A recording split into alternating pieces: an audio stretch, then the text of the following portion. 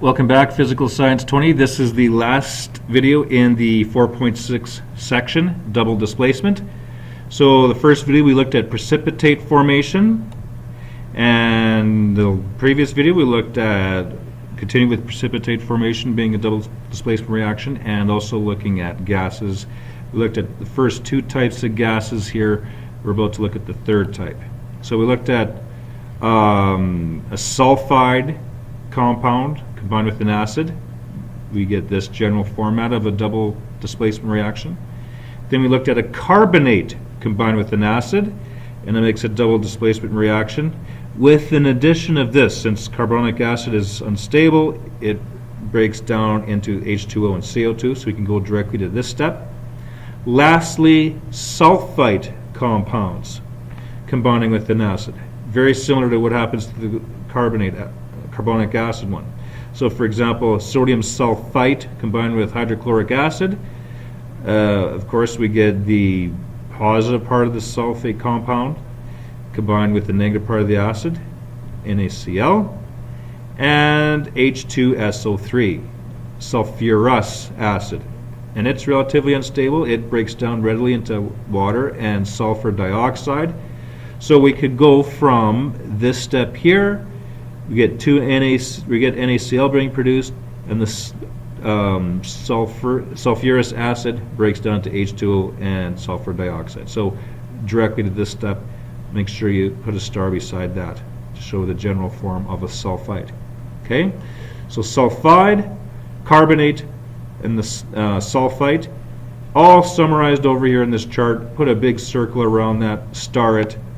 If we have a sulfide, it makes hydrogen sulfide gas, and we have two products here. That's what this chicken scratch I wrote here says. The carbonates makes carbon dioxide, and there's three products there, as you can see. Sulfites, sulfur dioxide is the gas that's produced there, and we have three products there. So put stars there because you'll need to know that when you do the assignment later on. Okay? So precipitates, gases, last thing for double displacement reactions are neutralizations. So back in Science 10 you would have taken this to a certain extent, possibly. Acid and a base is referred to as a neutralization reaction, getting the pH closer to 7. A low pH for an acid, high pH for a base, becoming neutralized. So if you take a look here, nitric acid and sodium hydroxide, a base and an acid, we get water formation because the H of the acid combines with the hydroxide of the base, making H2O, and the positive ion of the base and the negative ion of the acid making the last compound. So you can see it follows the double displacement format here. We can think of water here being HOH like earlier. So we can see here, if we think of water as being HOH, it does follow that format of double displacement. If you look at another example here, antacids, medications that neutralize stomach acid, such as magnesium hydroxide. It follows that format too. Magnesium hydroxide, hydrochloric acid in your stomach. So we have HOH, making water. And then the positive part of the base, magnesium, and the negative part of the acid, chloride, making the last compound.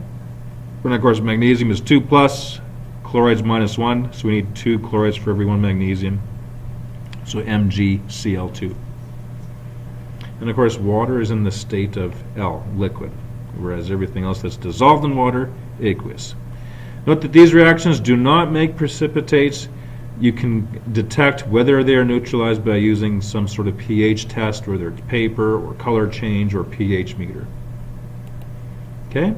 So in summary, a double displacement reaction, two elements trade places to form two more compounds.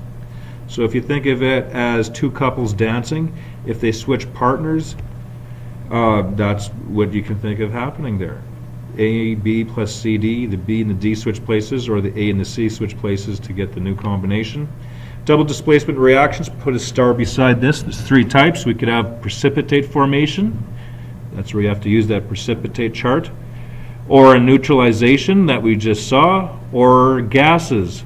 And of course we just talked about those three types of gas reactions.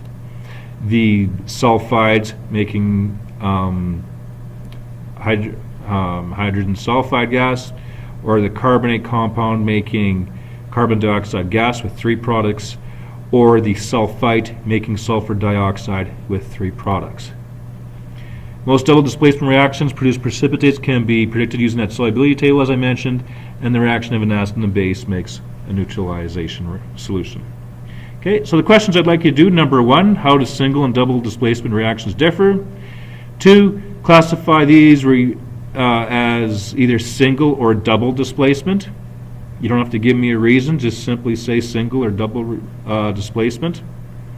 3, write the chemical formulas for each of the following compounds. We'll assume this one here is lead 2 sulfate since I didn't imply it. So lead 2 sulfate in batteries. And of course they have common uses for each of these. Those are always interesting. It makes chemistry become real life. And predict the solubility of these. So lead and sulfate together, are they a precipitate? Are they slightly soluble? Or are they just aqueous, very soluble, no precipitate? Okay. Number 4, complete the chemical equations of the following reactions. So we'll have, I think, some of these are precipitate formations, A through D. E, F, G, hint, hint. These are the gas ones. So look back over here to get the right format. Because you'll see here, for example, I see a carbonate right there. So where is that here? Here it is, carbonate and an acid. So the last 3 involve gases. The first few are precipitate formation. Don't forget to include the state. And then number 5, will a precipitate form when these are combined? If they do, write the balanced chemical equation. Also include the state, aqueous, solid, etc. If there is no reaction, just simply write no reaction.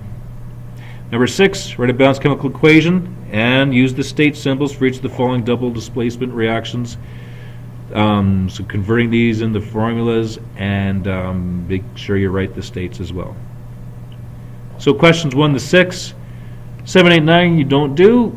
Of course, I highlighted some green sections here for research later on in the course. Why soak your old coffee maker in vinegar? What does that do? Or heating coils in a kettle? Or you may remember the commercial for CLR. What's happening with that? Black smokers, little plumes that are given off in the bottom of the ocean. What is all of that about? How does it relate to this part? Okay, so there you have it. Questions 1 to 6 is the assignment for section 4.6. We'll see you again.